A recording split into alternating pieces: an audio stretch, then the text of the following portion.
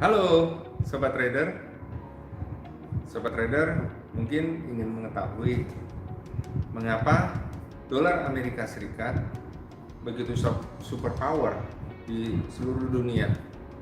Jika beberapa negara mengalami krisis, larinya ke dolar. Nah, mengapa dolar Amerika Serikat menjadi mata uang yang utama di seluruh dunia? Ada sejarahnya loh.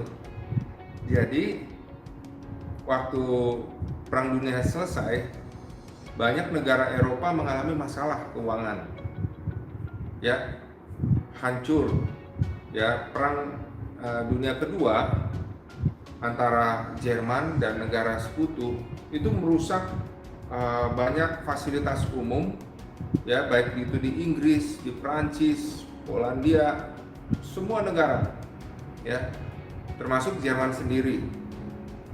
Nah, untuk membangun negara mereka kembali, negara Eropa kembali, itu kan perlu uang. Tapi karena masalah yang sulit itu, mereka sudah hancur-hancuran, nggak punya banyak uang, mau nggak mau mereka pinjam. Kemana? Di Perang Dunia Kedua ini yang paling rusak memang Eropa, sementara Amerika tidak mengalami kerusakan yang fatal, ya, karena posisinya yang memang jauh dari Perang Dunia Kedua tersebut. Ya, kalau wilayah Pasifik, ya, lebih dekat ke arah Jepang, ya. Memang Amerika Serikat terlibat dalam Perang Dunia Kedua karena masalah Jepang yang menyerang akan Hawaii, pangkalan udaranya.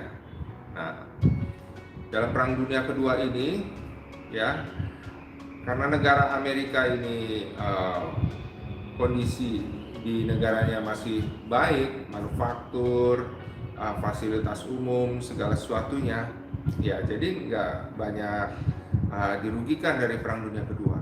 Nah, Eropa akhirnya pinjam uang ke Amerika dalam bentuk dolar.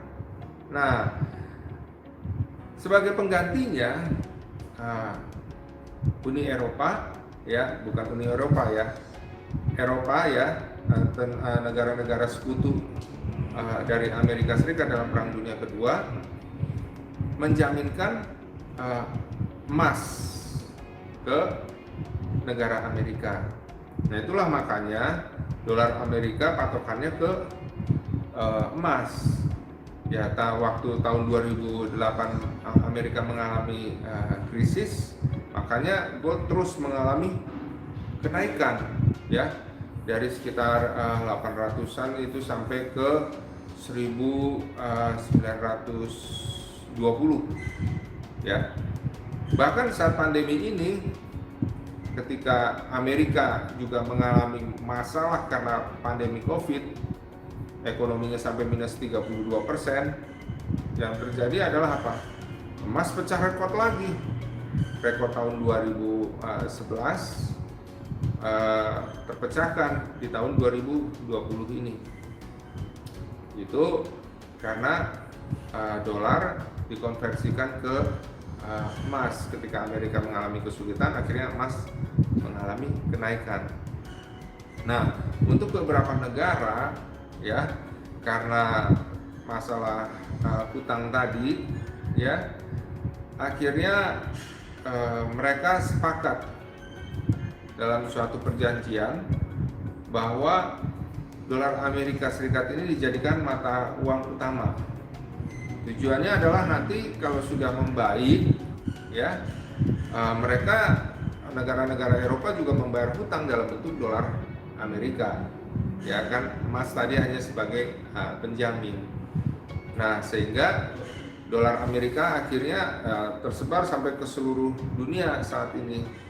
Ya, kita juga waktu mengalami masalah krisis, ya, Indonesia waktu tahun 97-98 itu mata uang yang menguat itu, ya, dolar Amerika, sehingga rupiah anjlok itu terhadap dolar Amerika. Sampai saat ini beberapa mata uang dunia juga masih berpatokan kepada dolar. Nah, ada pemikiran sih untuk berpindah ke mata uang Cina misalnya ya, tapi nggak semudah itu ya. Memang Cina saat ini adalah negara ekonomi terkuat kedua di dunia ya, tapi tidak semudah itu untuk menggeser dolar Amerika sebagai mata uang terkuat di dunia ya. Jadi sobat trader sekalian, itulah kenapa setiap sesi Amerika selalu menjadi perhatian penuh dari para pelaku pasar ya, terutama kalau dirilis non-farm employment dan juga tingkat pengangguran, apalagi kalau ada juga data inflasi dan suku bunga Amerika Serikat, itu jadi perhatian, terutama juga bursa Amerika Serikat. Kalau dia jatuh akan mempengaruhi bursa-bursa lain di dunia juga ikut jatuh ya. Kenapa? Karena memang pengaruh ekonomi dari Amerika Serikat masih kuat di seluruh dunia. Apa yang terjadi di Amerika ya akan mempengaruhi juga di beberapa negara lainnya. Kejatuhan dolar akan mempengaruhi mata uang lain menguat. Demikian penguatan dolar akan mempengaruhi mata uang lain melemah. Tapi kejatuhan bursa Amerika akan membuat juga bursa di seluruh dunia juga anjlok. Nah, seperti itu ya. Jadi sobat trader, inilah kenapa penting sekali kita untuk melihat dalam trading juga ya, karena pengaruh dolar Amerika yang masih kuat sampai saat ini terhadap beberapa mata uang lainnya.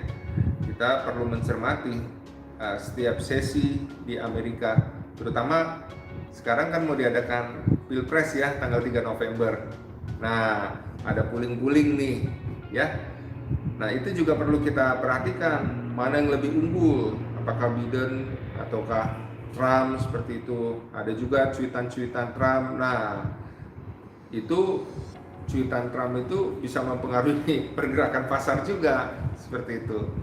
Nah, ya kenapa? Ya karena tetap saat ini perekonomian Amerika masih yang nomor 1 di dunia.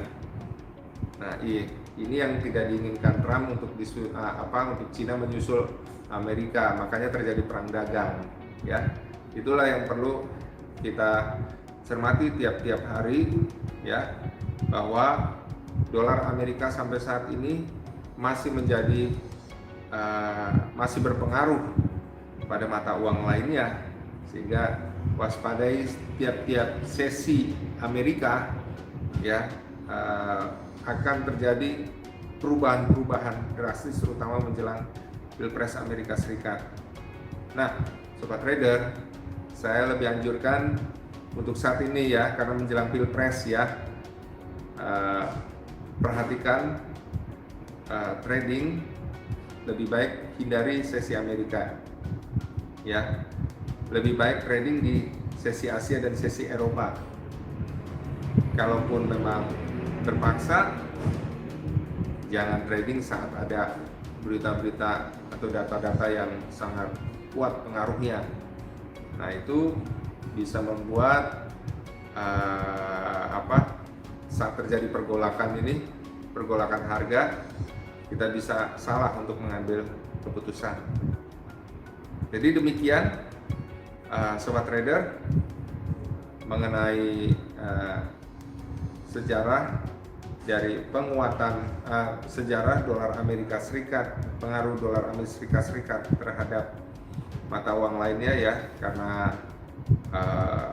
dan juga akibat-akibatnya sampai saat ini, terutama untuk kita melakukan trading. Jadi sobat traders, sampai bertemu lagi di video saya, Lindu Nenggolan. Terima kasih. Salam profit.